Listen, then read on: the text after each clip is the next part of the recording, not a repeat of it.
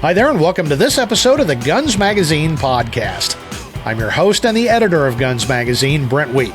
Thanks for joining us here on one of the world's biggest gun talk programs as we chat with the interesting folks who make up the world of shooting. Well, one of those really interesting folks is Darryl Bolke. He's my guest today. And if you want to know about gunfighting, Darryl's got more experience than about 10 or 12 internet commandos combined. So he knows what he's speaking of. And one of the things he's talking about is he really likes the .32 caliber for personal protection. So I called Darryl up and we chatted why in the world, with all the other calibers available, would you want a .32 caliber? And he offers some interesting insight and why he carries one. Before we get to that chat, I would like to remind you, please like and subscribe the podcast so that you become part of the Guns Magazine family, and it really supports what we're doing.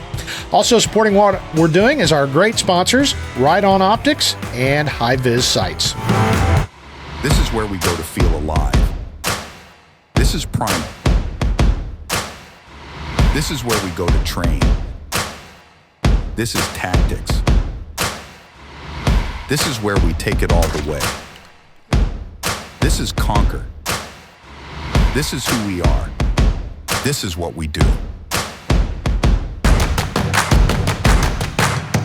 This is Riton. The newest and most innovative sight on the market is here. Introducing the HIVIZ Fast.Dot H3. The Fast.Dot H3 gives you faster sight acquisition out of the holster through positive sight alignment feedback through conventional sight alignment. The Fast.Dot H3 from HIVIZ. See what you've been missing.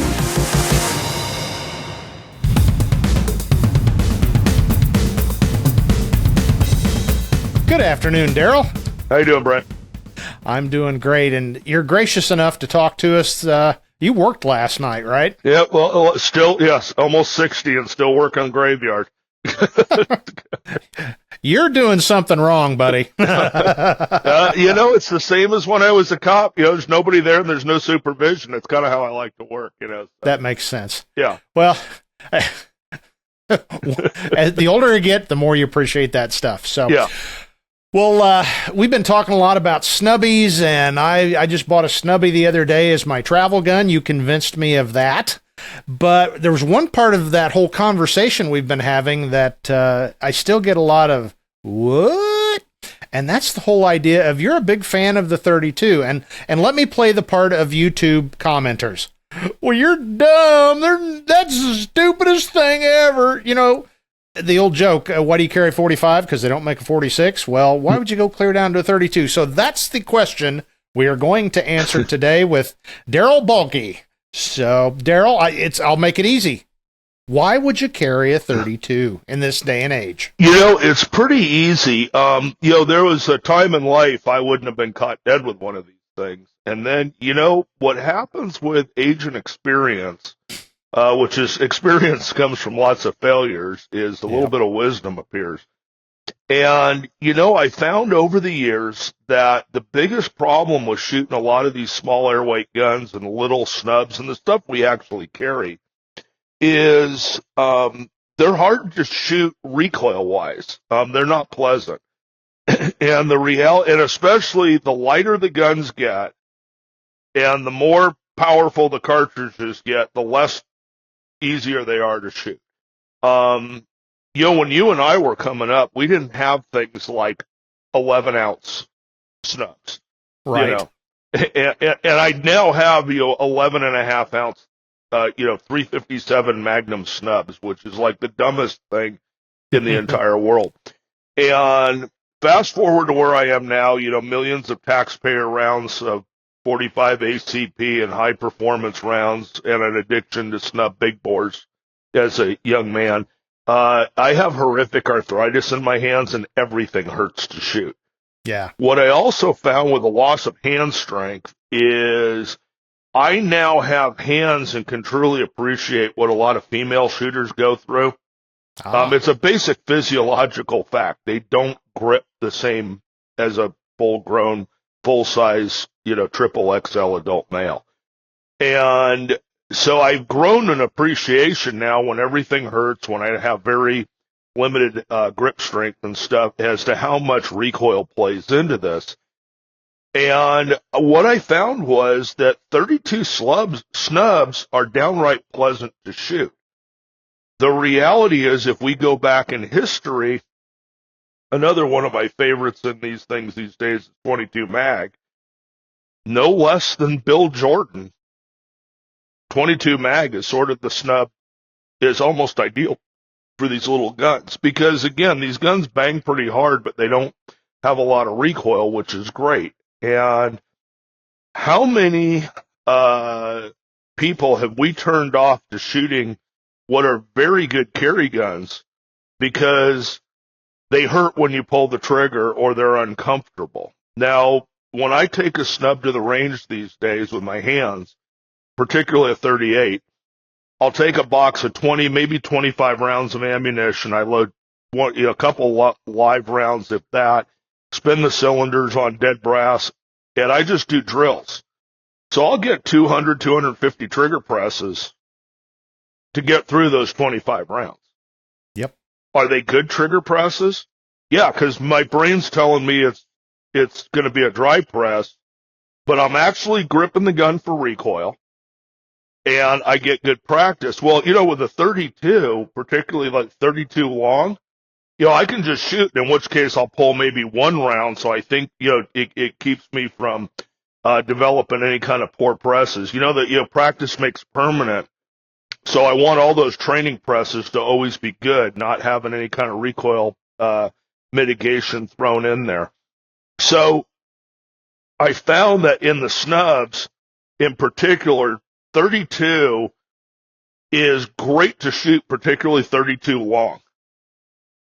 The other big benefit is I get 6 rounds instead of 5. I get a 20% increase in ammunition capacity, and it becomes a little bit more pleasurable to run. The other thing is I get to pick the ballistic load that I'm delivering from these guns. I started with the ones I carried a lot when I got into this were 327 Fed Mag LCRs. And I could shoot anything from 32 Smith & Wesson that are about the equivalent of shooting a 22 to 32 longs that are about like shooting, maybe 25 or 32 ACP to 32 H&R Magnum. Your equivalent recoil characteristics would be like a good 38 load. And full house 327 Fed Mag, that is every bit of shooting 357 Magnum on the recoil side. First time I lit one of those, a full house 327 Fed Mag off out of an LCR, I actually looked at the gun because I thought it blew up. No kidding. Yeah, it's pretty significant. So yeah, we're finding with bullet development, there's a lot we can do between 32 long and 32 H&R. Really covers all the bases. You could either go with a real low recoiling wad cutter round out of a 32 long that does everything we need it to do with very little recoil, or we can go up to a hot 32 H&R. I shot some double tap 120. I mean, between double tap and buffalo bore, there's some 32 H&R. When we're blowing 2 entire gel blocks front to back, and the round is still impacting the berm, how much more do you need? Exactly. And the other thing is, I've gotten out of, and this is a lot of time, I've done a lot of Austin ball shooting investigations, and I'll tell you some of the scariest things out there ballistically. Emergency room doctors and patrol cops, they see a lot, but they don't really always understand what's going on with bullet performance. Pathologists and homicide detectives, another problem. They can tell you a lot of whys. They're few and far between before you find forensic pathologists who are complete bullet and gun nerds and true firearms subject matter experts on bullets and ballistics. And I challenge you, if you take a human body into a morgue during one of these investigations and they don't have the bullet, to tell you the difference between a 32, a 38, a 9mm, or 40, or any of these things with any level of, authority, they can't. Yeah. The body doesn't know. So what we do is we have some criteria we use depth of penetration, and we like to look at cutting ability of the bullet. So I found with these 32 loads, either they make FBI protocols. We can get them into 14 inches of gelatin, doing all the stuff we need them to do. A lot of these longer rounds will yaw, going through, like, I've got some Buffalo Bore 115 flat points. We gel tested this stuff, and it's turning completely over and still meeting protocol. What caliber is it when it's turned over? A lot through. Bigger. Right. And then you got a full wad cutter cutting on the rest of the way in. Either that or they just blow the blocks, Yeah. A good example, we just did the East Coast Snub Roundup last weekend. Let's see if we can get so you can see it. 32, that's a 95, this is, 95 grain, SXT at 32 H&R on a not a hot load. This is one of the ones, completely blew the gel block. It didn't expand. It blew the jock. It'll cut all the way through. We're recovering these things on the other side. So again, you get enough penetration to get to where they need to go. It just becomes incumbent on you to put them there.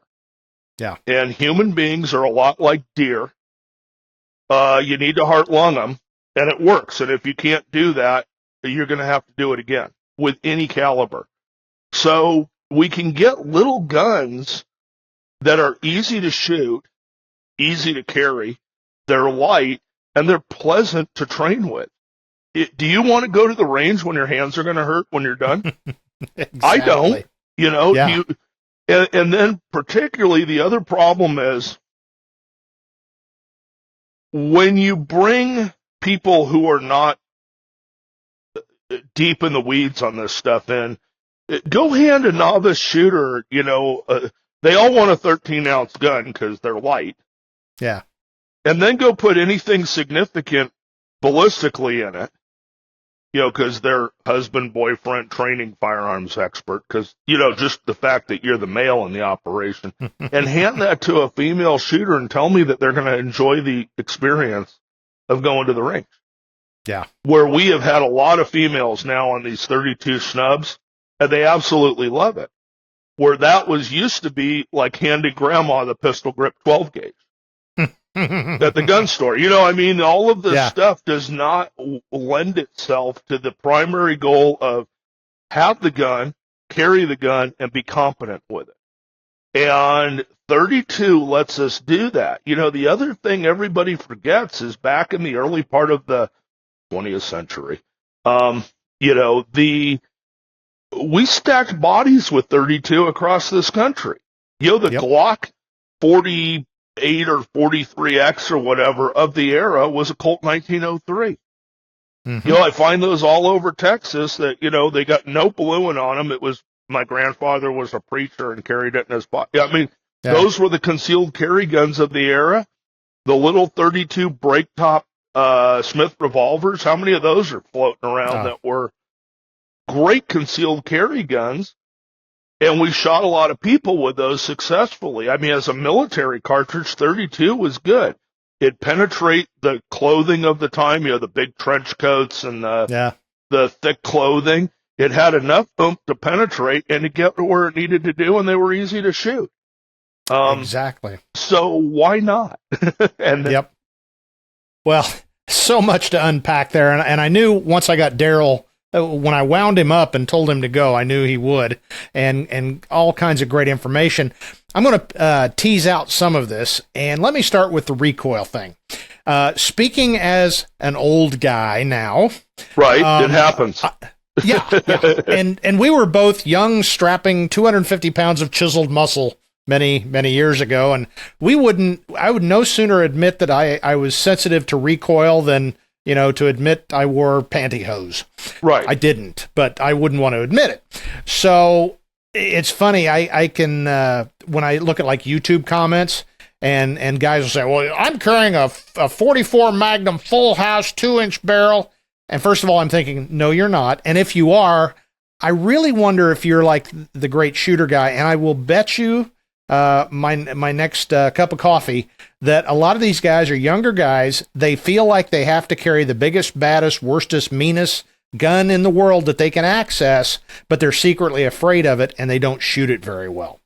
So my advice to you as an old guy who survived being a young guy is don't worry about that stuff. It's the hits that count, nothing else. Those hits have to be, and here's the key.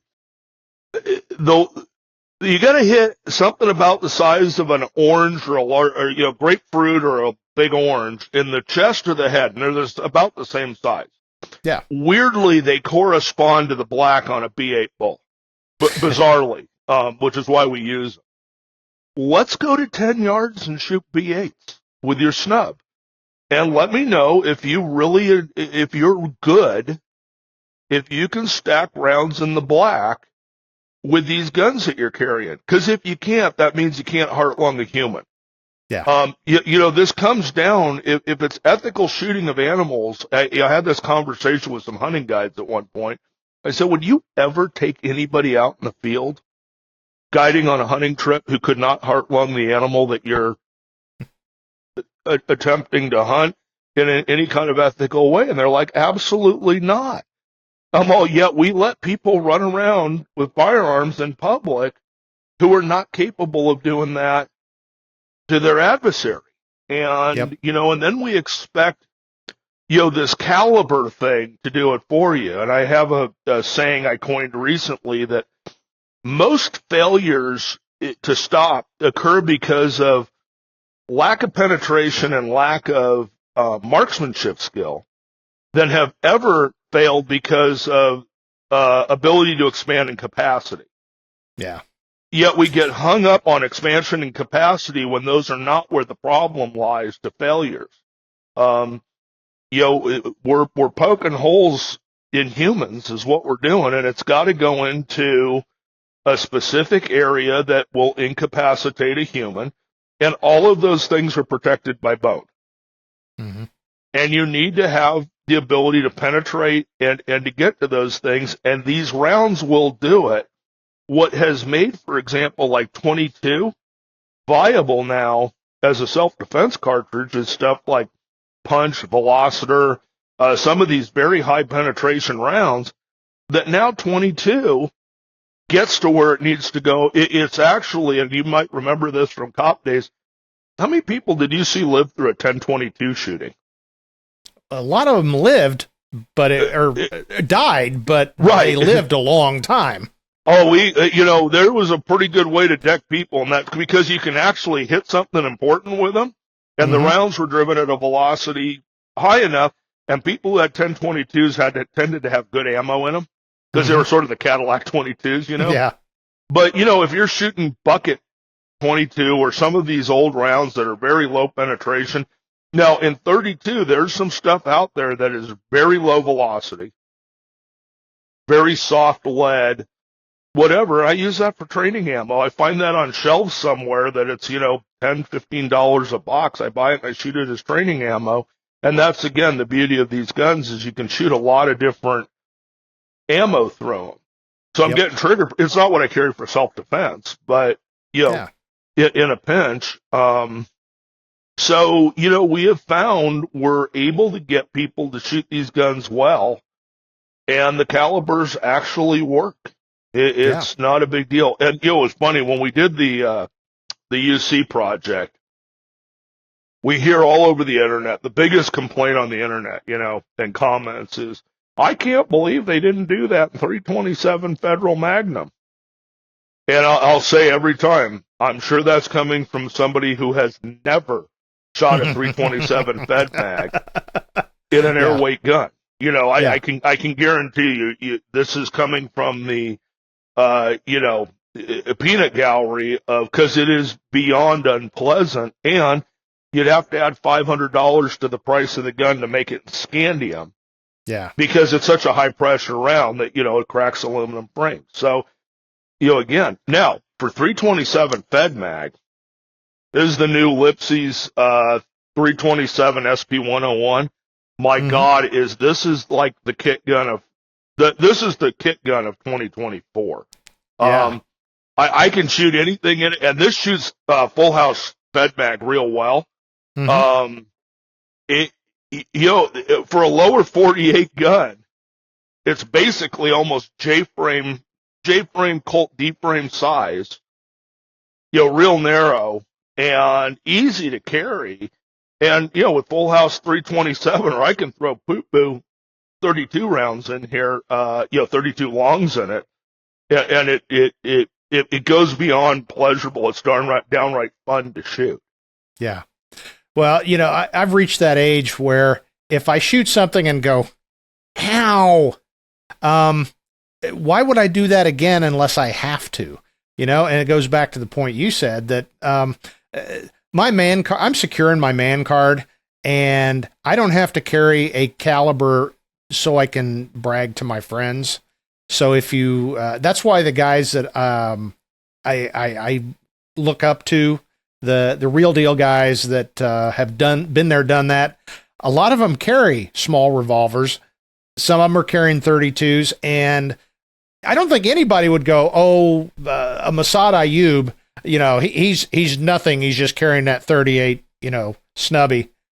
Come on, people. Let's. What's funny is one of my favorite internet commentaries was, I can't believe, my name being mentioned with Paul was kind of awesome, is I can't believe Darryl Bolke and Paul Howe are carrying 22 Magnum snubs. Like, what's wrong with these guys? And I was sitting there thinking, it's really weird. A couple of guys who have actually shot other human beings, and me in particular, with 45s, don't care. Yeah. You grow up to the point of going, these things, we worry about things that don't necessarily matter. Now, would I ever go on police patrol duty with one of these guns as my primary? No, I told you what I was carrying last night at work. I'm the last guy in America carrying a 44 special because I can. But, with 210 grain, just killer stuff. But the reality is, for a get out of trouble gun and not a go to trouble gun, you got to realize go to trouble guns are a piss poor replacement for a 12 gauge or a rifle. That's how I look at go to trouble guns. My pistols I carried as a cop are a piss poor replacement, which is why I was always the guy who showed up with a 12 gauge. There's a reason the first shooting I was in was with an 870, because I know that I would rather have a 12 gauge if I'm going to a fight. Particularly a pistol fight. I like, 12 gauge for pistol fights is the way to go. Yeah.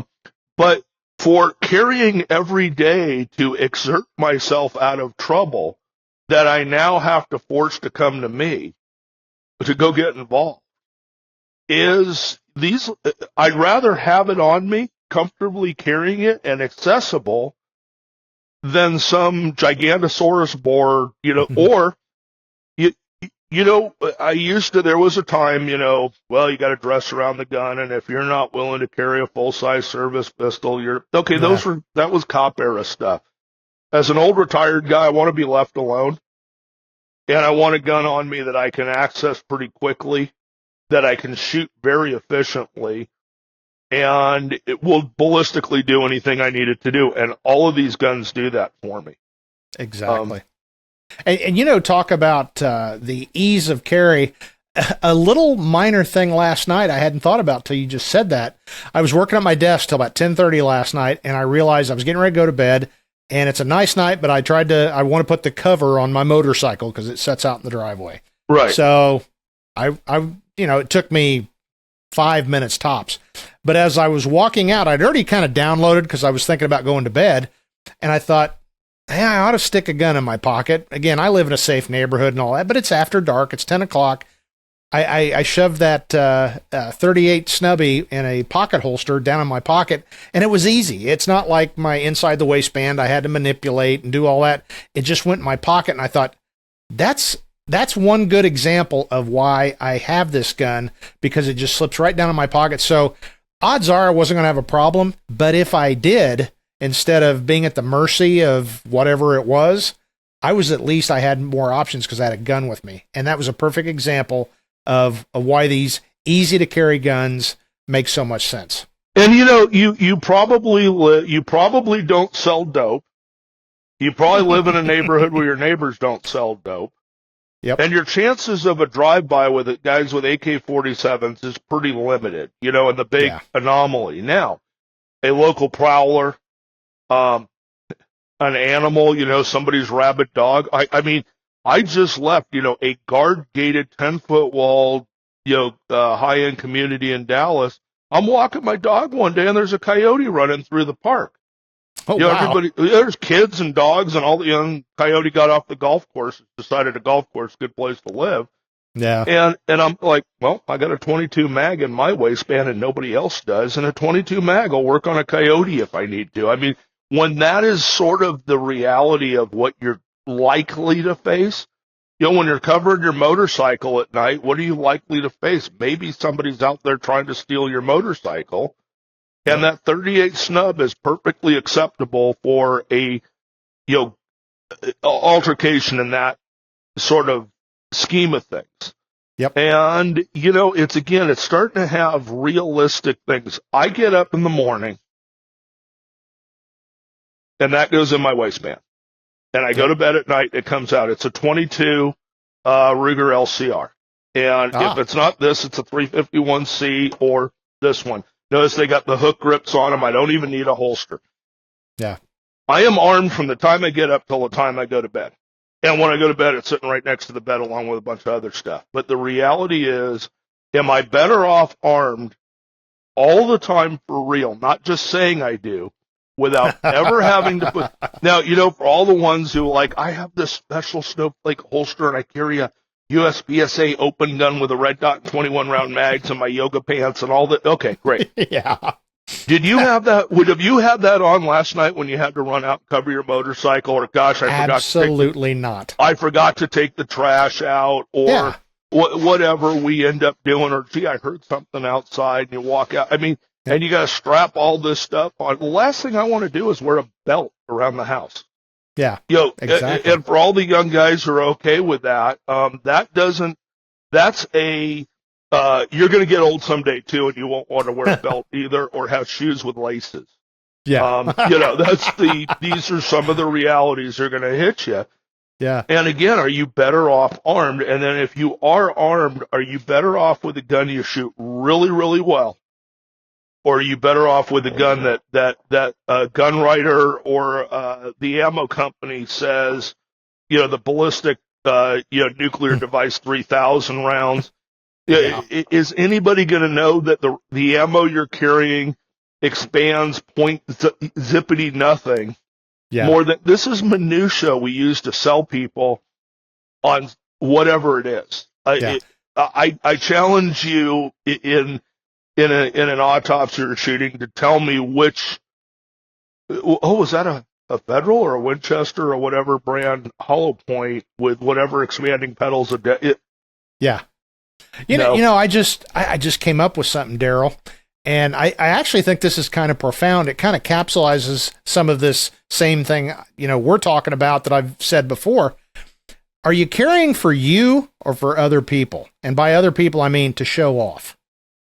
Like you said, I carry a blah, blah, blah with blah, blah, blah and blah, blah, blah. Or it's, I got a 38. Because I'm carrying for me to protect myself and my family. I don't care what you think of what I'm carrying. So that's kind of my little test. Think back to your young days as a newbie cop. A baby cop. Yeah. Baby cop. How often did you like walking around with your gun exposed and a badge? Your show of office. Guilty. Oh yeah, guilty, dude. I mean, anytime I could get away being, look at me, I'm a cop. I got a gun and a badge, and you don't. Oh. I mean, hey, Darryl, let me stop you right there. I did one worse. We were doing a undercover sort of thing. We were kind of interdicting, or not interdicting. We were kind of doing some proactive patrol with guys that were doing break-ins. I actually wore fingerless gloves. Hey, Brent, I wore fingerless gloves every day of my career.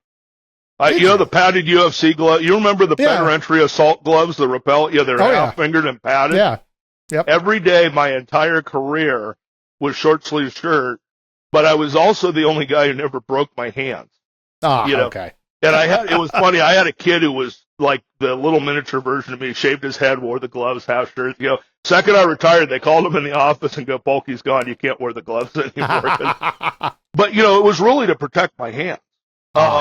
Mine wasn't, Darryl. Yours were probably just not padded. No, but they looked good. And there was some TV show at that point that some cop wore those, and it was funny. Actually, we took a guy to jail, and one of the jailers goes, "Why are you wearing those?" I'm like, "'Cause I'm a cop." Want to see my gun? And that cured me of it. Want to see my gun? Yeah, want to see my guns. And again, you just, at some point, you kind of grow out of this. And sadly, this industry addresses the people who like to talk about guns all the time and do gun things all the time. And our focus, we're bringing a couple ladies on board with American Fighting Revolver just for this market. There's a fire extinguisher market. We've talked about this before that nobody is addressing. It's, you want to go in, buy a firearm that's easy to use, competent, won't get you thrown in jail, and is like having a fire extinguisher in the home. I just want a gun in my house in case something happens. Yep.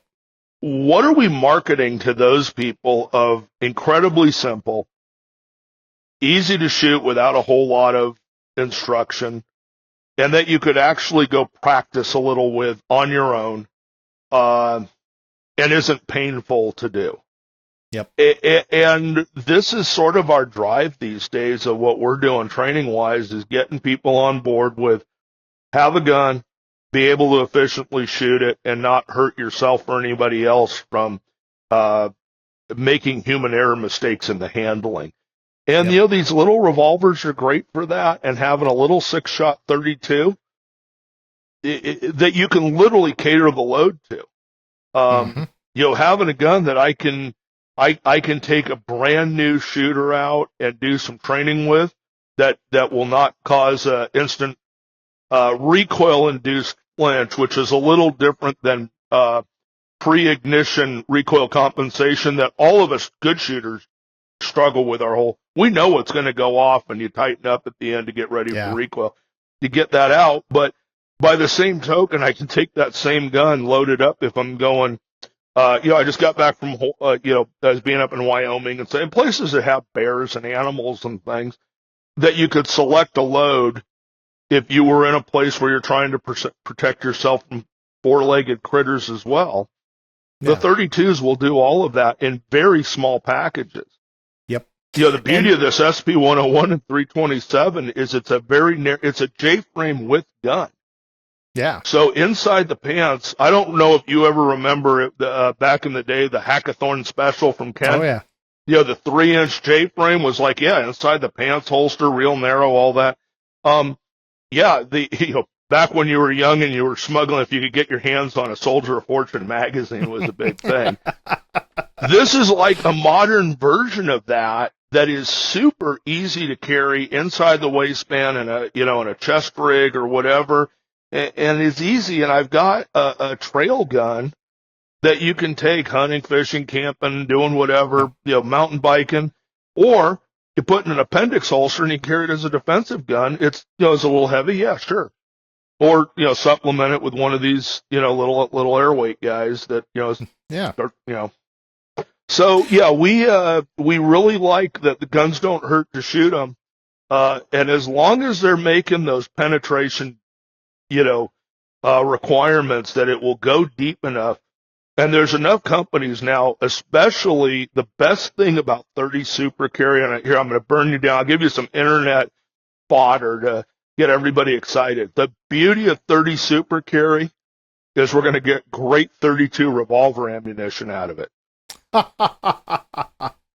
Wow. Right? Wow. You just spun some heads completely 380 or 360. 380. Yeah, it's the same. It'll be the same. All those, bullets they developed, the 30 Super Carry that's not taking off like everybody thought.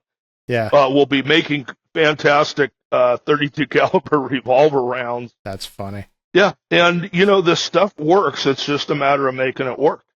Yep. It's just good bullet selection, and there's so many companies now that we're working with that are coming out with really good performance ammo. And another interesting one, if you want to talk about super practical, Double Tap now has a 32 snake load that also has a solid projectile in it. Oh, really? Yeah, it's not anything I'd really choose as a primary defensive load, but it'll put a 60 grain projectile into about, I think we tested it up about 8 inches in gel with the snake shot. So again, if you live in an area that you're more likely to shoot a snake than anything else, which is a lot of people, you can have that first or second 1 or 2 rounds loaded up with snake shot and still have a capable defensive gun in that little 32.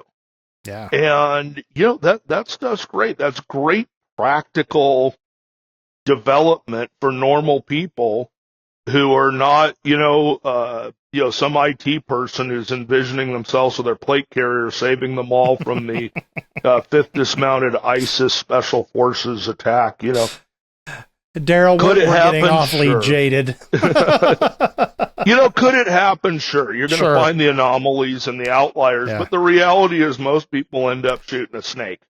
Yeah. It is going to be their big reality shooting, might be a snake, something like that. And would it be better to have a little gun that you can protect your dog on a walk or something, from a rattlesnake where a lot of people live? Or, the Master Blaster 5000 to protect yourself from mass terrorist attacks. Yeah, that's sitting at home on the desk. Right. Yep. In a really cool holster you can wear in yoga pants. Exactly. And my yoga pants days are over. I have pretty much... Let me speak on behalf of the world. Thank goodness. Yeah. Oh, my God. Thank God he's back to big, giant basketball shorts. But I think we get a little too hung up on caliber and not what the caliber is doing. And like I said, the problem in the past was a lot of these rounds didn't go deep enough, either just underpowered or they expanded too fast. We went through the light bullets at Mach 17. Yeah. Left a hell of a nasty crater. But it's 2 inches deep. Right. And that's the other problem where I have come to the conclusion that I want rounds to go all the way through things. Yeah. Ask any hunter again, do you want it to go 4 inches into the deer or all the way through the deer? Yep. And most of these rounds come out, and we, on all those shootings I worked, a lot of times we'd find the round inside the clothing on the back side. You get full penetration. Those were tended to be the real good ones. Yep. And they're not going very far. But, air in, air out, and cut all the way through. That's really all you're looking for. And the difference between an 8 millimeter, a 9 millimeter, a 10 and 11 millimeter is exactly that. You're talking about, itty bitty differences. It's just getting to where the important stuff is. Yep. Well, bullet technology has been a great equalizer among calibers. So you're getting performance far in excess of what used to be. But we're about out of time, Darryl, but really important, you're part of American Fighting Revolvers. So talk a little bit about that. Yeah, so www.americanfightingrevolver.com. It's a subscription. We do have some free content, but it's basically a subscription site dedicated to revolver stuff. We do a lot of historical guns, new guns. It's all we talk about. We also do training. We just finished up the East Coast Snub Roundup in South Carolina at the Sawmill Training Center. Had, I believe, 61 shooters for a couple of days of dedicated revolver training with top-of-the-line revolver instructors who really know how to teach these systems. We're planning another event on the East Coast next year that we're looking at 100. We do Revolver Roundup at Gunsight, the Pat Rogers Memorial Roundup. That sold out in January at 100 shooters, so that'll be in November.